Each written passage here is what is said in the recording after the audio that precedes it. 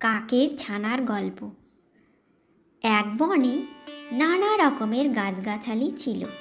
সেখানে সাপ, ব্যাঙ, বানর, হনুমান, হরিণ, শেয়াল প্রভৃতি বিভিন্ন জীবজন্তু বাস করত। সেই বনে এক জায়গায় বিরাট একটা বট গাছ ছিল। সেই গাছের একটি কোটরে বাস করত কাক তার পরিবার। গাছের নিচের দিকে অন্য একটি কোটরে একটি বিষধর সাপ বাস করত। সেই সাপটার জ্বালায় কাকরা নিরাপদে ও শান্তিতে থাকতে পারত না। কাকের ছানারা তো বড় না হলে উঠতে পারে না, তাই সাপটা কাকের ছানাদের খেয়ে ফেলত। আবার কখনো ছানা হওয়ার আগেই কাকের ডিম ভেঙে দিয়ে ছানা খেয়ে ফেলত। গাছের নিচে একটা শেয়াল বাস করত। তার সঙ্গে কাকেদের খুব ভাব ছিল। তার কাছে তারা নিজের দুঃখের কথা বলতে লাগলো। তারা বলল, বন্ধু, আবার দুটো চারটে ছানা হয়েছে। সাপের মুখ থেকে কি করে বেচারাদের বাঁচাই? আমরা তো চিন্তা করে আহার নিদ্রা ত্যাগ করেছি। শেয়াল তাদের একটা ভালো বুদ্ধি দিল। সেটা হলো সোনার হার এনে কোটরে রাখতে হবে, তাহলেই সাপ লাঠির ঘায়ে মারা পড়বে। বুড়ো বাবা কাক ছেলে কাককে পাঠালো, কেননা সে ছিল শক্ত সামর্থ্য। তাই সেই উড়ে গেল রাজধানীর প্রাসাদের দেওয়ালের উপরে। উড়তে উড়তে প্রাচীরের উপরে গিয়ে বসলো। কাক যেখানে বসলো সেখান থেকে ভেতরের সব দেখা যায়। সেখানে একটি সরোবর আছে।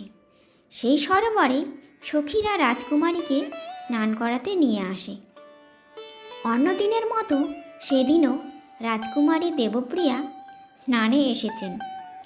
সরোবরের ওপরের সিঁড়িতে দেবপ্রিয়া তার হার খুলে রেখে স্নানে যেই নেমেছেন, অমনি কাক তার সোনার হারটা মুখে করে নিয়ে পালালো।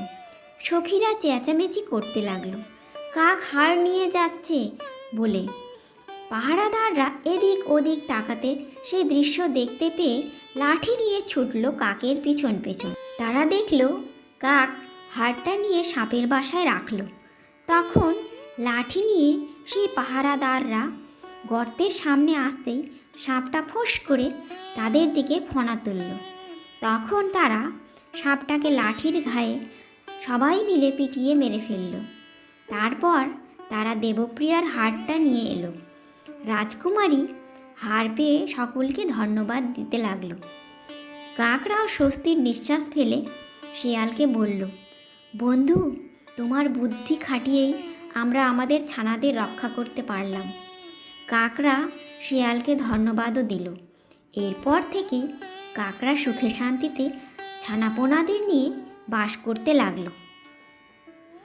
নীতিকথা, এই গল্পটি থেকে আমরা শিখলাম যে সব কাজে বা সব ব্যাপারে গায়ের জোরে সফল হওয়া যায় না।